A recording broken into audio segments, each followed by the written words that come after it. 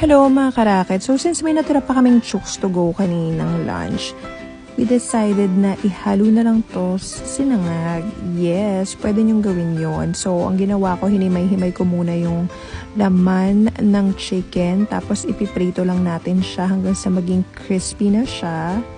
Tapos nilagyan ko lang ng toyo, pampakulay. Kasi masarap naman talaga yung chooks to go as is eh. So, imimix lang natin siya hanggang sa maging crispy na yung texture niya and then set aside.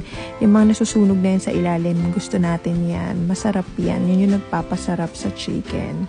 So, yung egg, 1 egg lang to. Ilalagay natin to sa fried rice later. So, story time muna.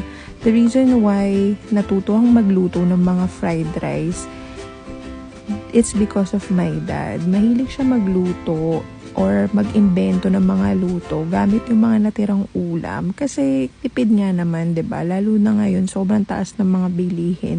Kailangan maging practical at wise tayo sa bahay. So, next ko na yung garlic. Ipa-fry lang natin siya hanggang sa maging golden brown. Ayaw nating masunog kasi papait yung lasa niya. Tapos, yun na nga, since may lahing Chinese yung dad ko, so mahilig sila sa fried rice. Kahit ano ihahalo nila sa fried rice, promise. Kaya ako, pag may tira din kaming ulam, at since favorite ng mga bagets ang fried rice kahit anong araw, kahit anong oras, na-adapt ko na din siya. So, itong rice na to, actually hindi to bahaw eh. Bagong saing talaga to kasi ni-request talaga nila na mag-fried rice ako. And mamaya, ipapakita ko sa inyo kung bakit siya naging color yellow. So, for the meantime, timplahan muna natin siya ng salt and pepper. Pati na rin ng sesame oil. Actually, kahit anong luto, pag nilagyan ng sesame oil, nagiging masarap at nag-aamoy sosyal. Hindi niyo ba napansin yun? Kaya lagi akong naglalagay ng sesame oil in most of our dishes. Kasi nga, sumasarap siya lalo. And I think part na rin yun ng pagiging Chinese. So, ito na nga. Ito na ang secret ingredient. Kung mag-worry kayo na maglalasang turmeric siya, diyan kayo nagkakamali dyan Kasi, akala ko din nung una maglalasa siya. Pero, to my surprise, wala siya kahit anong hint ng turmeric or ginger ha, in fairness. Hindi ko alam kung dahil lang yun dun sa turmeric powder na meron kami or talagang ganun lang talaga siya. So, ayan, as you can see, nagiging yellow na siya in color.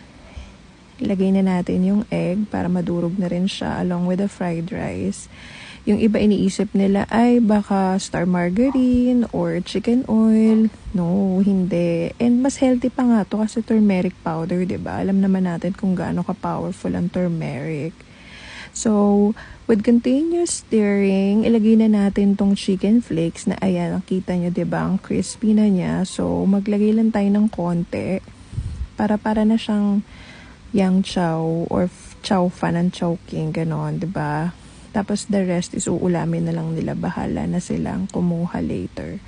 So, pag nagluluto kayo ng fried rice, kailangan nyo mahabang pasensya at malaking braso kasi hindi biro maghalo ng fried rice. And that's it. Natuwa talaga ako sa outcome niya kasi color yellow siya and hindi lumasayo yung turmeric. Kaya naman ubos ang fried rice na to. Ito na nga pala yung finished product. Yun lang. Thanks for watching and follow for more.